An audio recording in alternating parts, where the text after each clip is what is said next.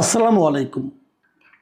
প্রিয় দর্শক, জুলাই সনদ বাস্তবায়ন নিয়ে জুলাই সনদ যেটা নিয়ে আমাদের একটা গণভোট হচ্ছে, যে গণভোটের প্রয়োজনীয়তা এবং গণভোটের নিয়ে নানা রকম প্রশ্ন উঠেছে এবং গণভোট হা ভোট দেওয়ার জন্য সরকার বেআইনিভাবে হার পক্ষে প্রচারণা চালাচ্ছেন।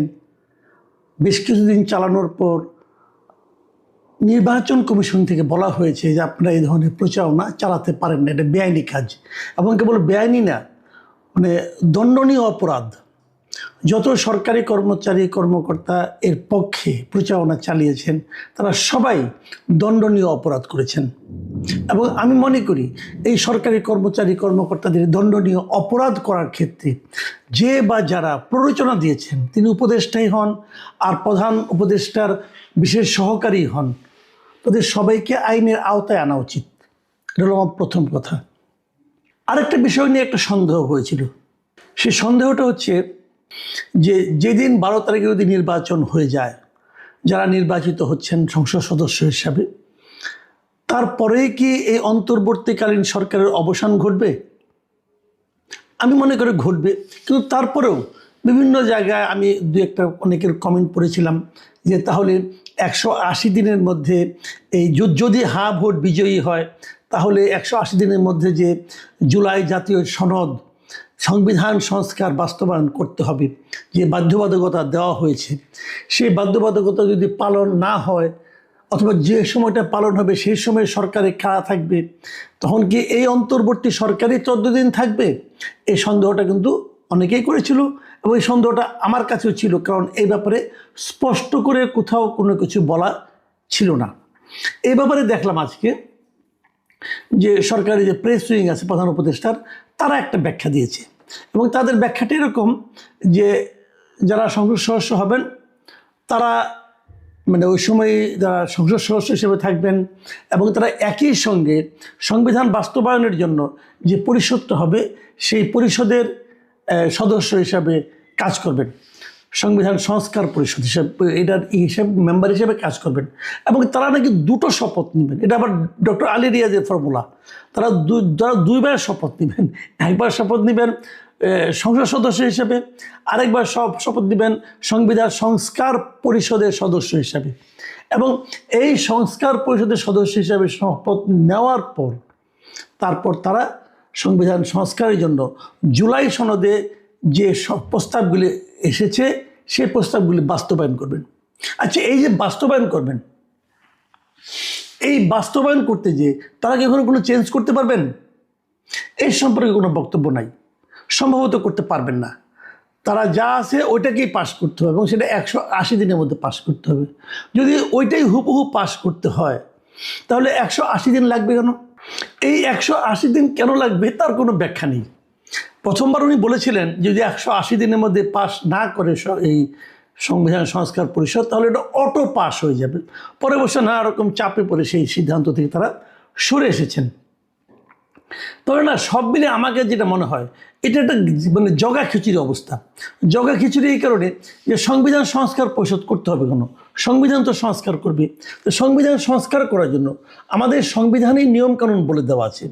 সেই নিয়মটা হলো সংবিধান জাতীয় সংসদের 2/3 সদস্য যদি ভোট দিয়ে কোনো সিদ্ধান্ত নেয় তাহলে তারা সংবিধান করতে পারে।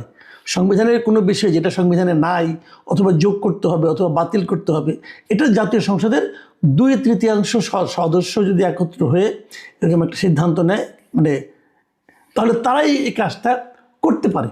তো যে কাজটা তারা করতে পারে তাদেরকে আবার সংবিধান সংস্কার পরিষদ গঠন করে সেখানে এটা করতে হবে কেন? এটার কোনো ব্যাখ্যা কিন্তু আমি কোথাও পাইনি পর্যন্ত, কিন্তু আলী রিয়াজ সাহেব মনে করেছেন এটা থাকা দরকার, অতএব এটা রয়েছে। এখন প্রশ্নটা হলো অন্য জায়গায়। দেখেন, আমি একটা জিনিস বুঝিই না যে তারা কেন এত ক্যারিকেচার করতেছে। এই জুলাই সনদটা করে এটা জাস্ট দিয়ে দিত, যারা নির্বাচিত হয়ে আসবেন তারাই ঠিক করবেন এই সনদটা তারা রাখবেন কি রাখবেন না, রাখলে কতটুকু রাখবেন কতটুকু রাখবেন না, তারাই তো দিয়ে দিতে পারতো। এটাকে নিয়ে গণভোটেই বা দিতে হবে কেন? দেখেন, এই যে গণভোটটা করা হয়েছে এর জন্য কিন্তু একটা অধ্যাদেশ করতে হয়েছে।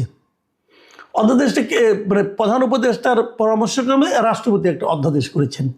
কারণ রাষ্ট্রপতি আসলে কিছু করার নাই, প্রধান উপদেষ্টার পক্ষ থেকে যেটা গিয়েছে এটা অধ্যাদেশ হিসেবে ওনাকে সিগনেচার করতেই হয়, অধ্যাদেশ করেছেন। আচ্ছা, অধ্যাদেশটা কাকে বলে আমি এটা একটু বলতে চাই, মানে এগুলি কতটুকু আইন অনুযায়ী হচ্ছে সেটা নিয়ে আলোচনা করতে যাচ্ছি। অধ্যাদেশ জিনিসটা কি?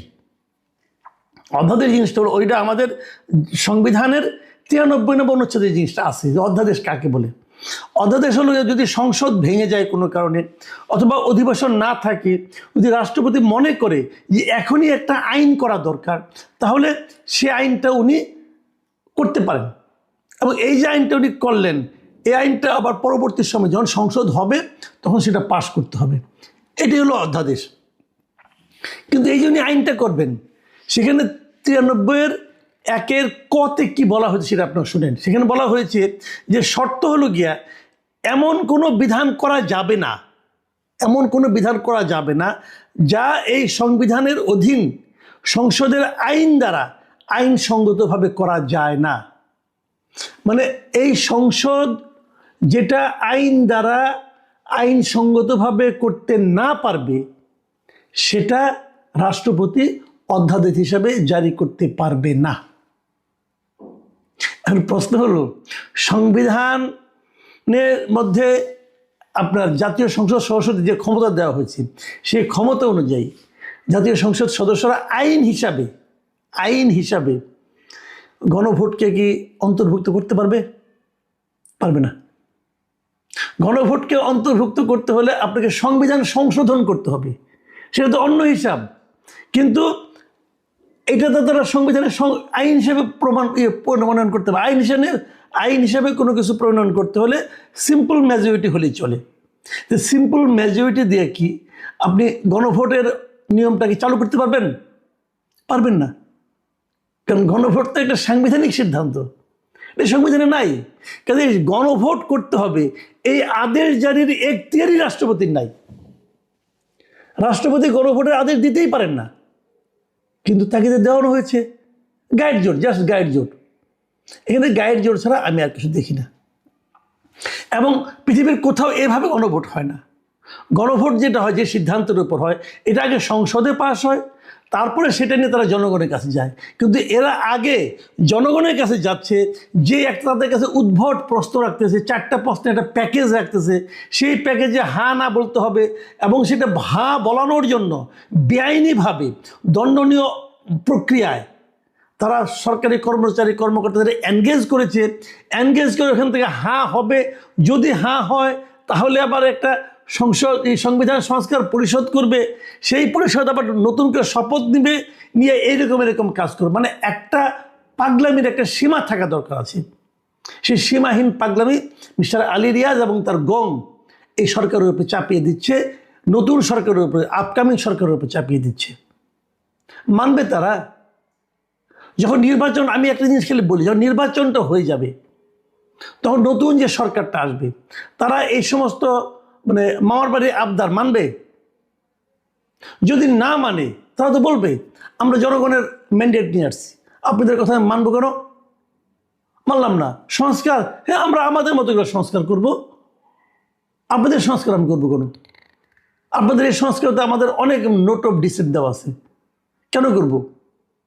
আর যদি না ভোট বিজয়ী হয় তাহলে কি হবে ভাই? তাহলে তো আমও গেল, সালাও গেল। এই যে সংস্কার জুলাই সনদ যেটা আছে, এর মধ্যে কি ভালো ভালো কিছু জিনিসপত্র আছে না? আছে, কিন্তু আমার নিজেরও অনেক পছন্দের জিনিসপত্র আছে। তো এটা যদি আপনারা এত জোর জবরদস্তি করে চাপিয়ে না দিয়ে এই জুলাই সনদ যেটা পাশ করেছেন, এই জিনিসটাই নতুন সরকারের হাতে তুলে দিতেন, তাহলে নতুন সরকার ঠিক করতো তারা কোনটা মানবে, কোনটা মানবে না। এবং সেই সরকার কেবল না, এবং ওখানে বিরোধী দলের যারা মেম্বার আছেন সবাই মিলে যেগুলি মানার মতো হতো, সংসদে আলোচনা হওয়ার পর যেটা মানার মতো হতো সেগুলি তারা বাস্তবায়ন করতো, কোনো প্রবলেম তো ছিল না। কিন্তু তা না, আপনারা গর্তমি করছেন, আপনাদেরটাই করতে হবে। আপনারা কে ভাই? আপনারা কে? আপনারা কি এই দেশের প্রতিনিধি? তাও তো না। আলী রিয়াজ সাহেব কে? উনি আমেরিকার একজন নাগরিক। উনি আমাদের শেখাচ্ছেন গণতন্ত্র কীভাবে করতে হবে, উনি আমাদের শেখাচ্ছেন সংবিধান কী হবে। ওনার কথা মতো আমাদের সংবিধান হবে? ডক্টর ইউনূস তাকে পছন্দ করেন, ওনাকে নিয়ে আসছেন, ওনাকে দিয়ে এই সমস্ত আওলা ঝাওলা কাজ করাচ্ছেন। বাট আমাদের দেশের মানুষ কি চায়? আমাদের দেশের মানুষের সঙ্গে ওদের কোনো যোগাযোগ আছে? আমাদের দেশের মানুষকে তারা তো মনে করে যে আমরা হলাম জালিয়াতির এক একজন শিল্পী, আমরা জালিয়াতির কারখানায় বসে আছি। ওনারা তো এগুলো বলেন, ওপেন বলেন। মানে এদেশের মানুষকে আপনারা আর কত অপমান করবেন, এদেশের মানুষকে আপনারা আর কত মূর্খ মনে করবেন, এবং এদেশের মানুষ যাদেরকে নির্বাচিত করে পাঠায় ভোট দিয়ে, তাদেরকে আপনারা আর কত অবমূল্যায়ন করবেন। যাদেরকে জনপ্রতিনিধি হিসেবে মানুষ ভোট দিয়ে পাঠাবে, তাদের প্রজ্ঞা, তাদের চিন্তা ভাবনা, এগুলিকে আপনারা মানে কোনো গুরুত্বই দিচ্ছেন না। তারা কি এরকম জিনিস ভাবতে পারবে না, করতে পারবে না? এটা হয় না, এটা হয় না। এভাবে আপনারা যে কাজটা করতে চাচ্ছেন সেটা আসলে এক ধরনের স্বৈরাচারী মনোভাব বলে আমার কাছে মনে হয়। এবং আমি নিশ্চিত, আমি আপনাদেরকে প্রিয় দর্শক আপনারা মাথায় রাখবেন, খুব বেশি দিন তো নাই, আর মাত্র 13 দিন আছে নির্বাচনের। আপনারা দেখেন নির্বাচনের পরে কি হয়। নির্বাচনের আগের দিনই আমার ধারণা আলী রিয়াজ সাহেব দেশ ত্যাগ করবেন, আমার ধারণা। আমি জানি না উনি কী করবেন।